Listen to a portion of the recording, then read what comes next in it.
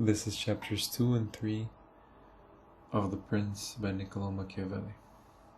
Reasons why the kingdom of Darius, which was occupied by Alexander the Great, did not rebel against his successors when Alexander died.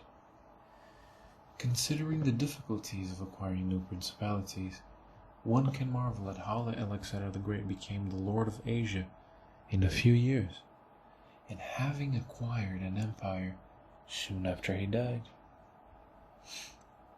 It would seem logical that his empire would revolt, as if his generals had no other difficulties than, for reasons of ambition, to bicker among themselves. My answer is that one must remember that principalities are governed in two different ways, either by a prince, whom all serve as ministers, who thanks to a concession help to govern the realm, or by a prince and his barons who, not by appointment, but by heredity, hold that rank. Such barons have their own states and underlings who recognize and hold them in affection. Those states are governed by a prince, and his servants are centralized with more authority, because nobody else in the province is viewed as more powerful or higher. When they obey someone, it is only as a minister or official, and they hold no particular affection for them. The examples of these two diverse methods of government today are Turkey and France. Just a reminder, this book was written in the 1500s. One lord governs the whole monarchy of Turkey. The rest are his servants. His realm is divided into provinces, or sanglaks, and he sends them administrators, changing and varying them as he wants. But the king of France is situated in the midst of a phalanx of hereditary lords, recognized and appreciated by their subjects.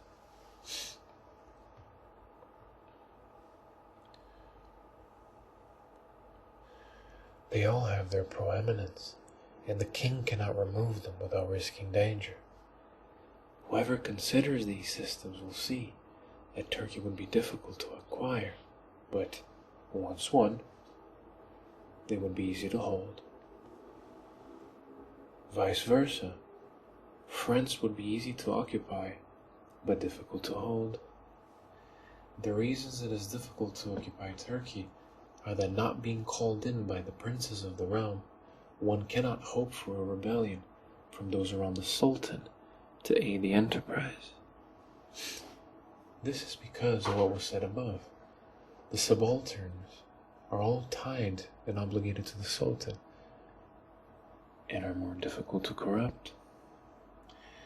Even if they are corruptible, they are of very little use, because they cannot hold the people behind them for the same reason. Whoever attacks Turkey must expect to meet a unified front.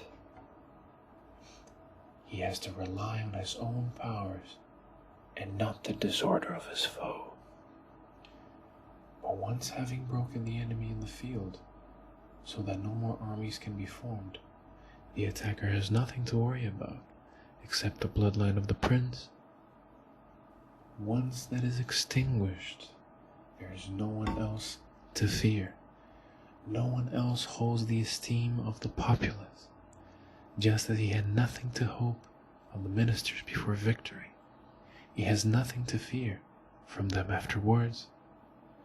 The opposite is true of countries that are ruled like France. It is easy to insinuate oneself into the realm by gaining the allegiance of a baron. One always finds malcontent and those who want to reform. These interests can help one gain access and ease the victory. But afterwards, it is infinitely difficult to control them, both those who have helped and those who were opposed. It is not enough to extinguish the bloodline of the king, because other lords remain who head up new groups. Not being able to satisfy or extinguish them, a new prince loses that state as soon as the situation changes.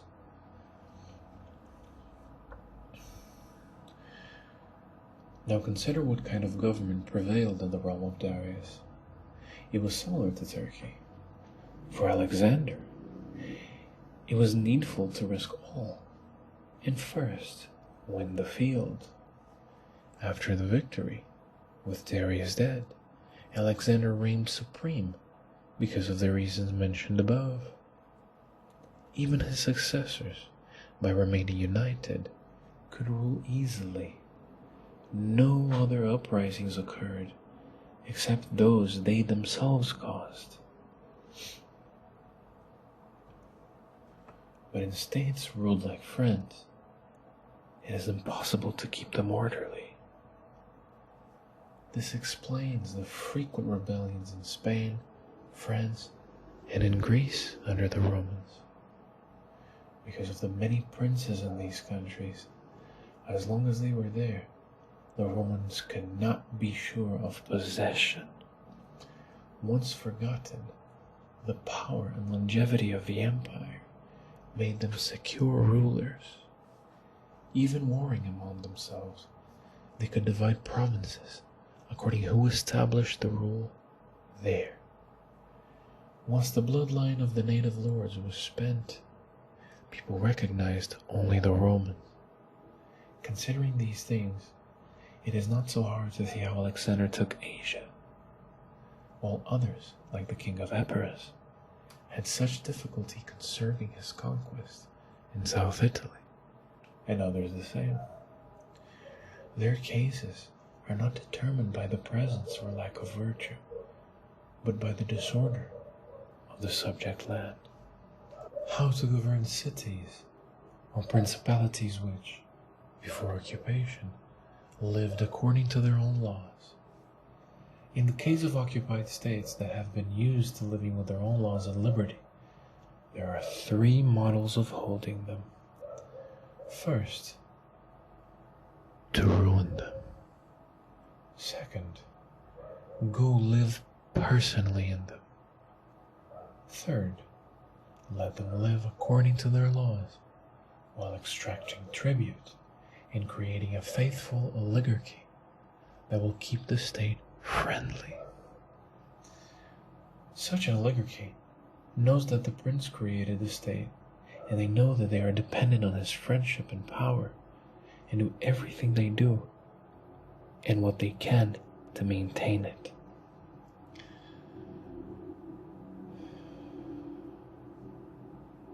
It is easier to preserve a city by allowing it to live in liberty according to the customs of its citizen than by any other method. But both the Spartans and the Romans are examples. The Spartans held both Athens and Thebes, creating an oligarchy, although they re-lost both cities. The Romans, to hold Capua, Carthage, and Numantia, took them apart and didn't lose them. They wanted to hold Greece like the Spartans, leaving it free with its own laws. But it didn't work. They were forced to disband many cities in it to hold Greece. This is because there is no sure method of pressing cities except by ruining them. Whoever takes a city used to living in liberty according to its own customs and does not ruin its risks being ruined by it. This is because the city can always rebel in the name of liberty and ancient customs, none of which are ever forgotten with time, no matter how much largesse. No matter what one does, if you don't disband the citizenry and immediately eradicate the customs and traditions, they come back to haunt you. As in Pisa, when the city rebelled against the Florentines after 100 years of servitude. Parenthesis. Never underestimate the power of the good old days. People will rebel in the name of liberty and customs. Keep that in mind. When becoming a prince yourself, a leader, in other words. When the city is used to living under a prince, but the line is extinguished, they are used to obeying on the one hand, and on the other hand, their old prince is gone. They can neither agree among themselves, nor they can live in freedom. This makes them likely to take arms. A new prince can more easily take over and secure his reign. In republics, there is more life, more hate, more desire for revenge. You can't leave them alone, and you can't allow the memory of the old liberty.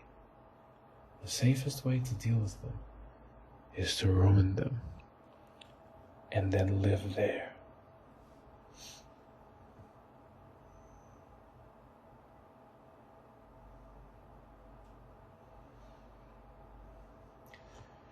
Thank you for joining me tonight. I will see you next time.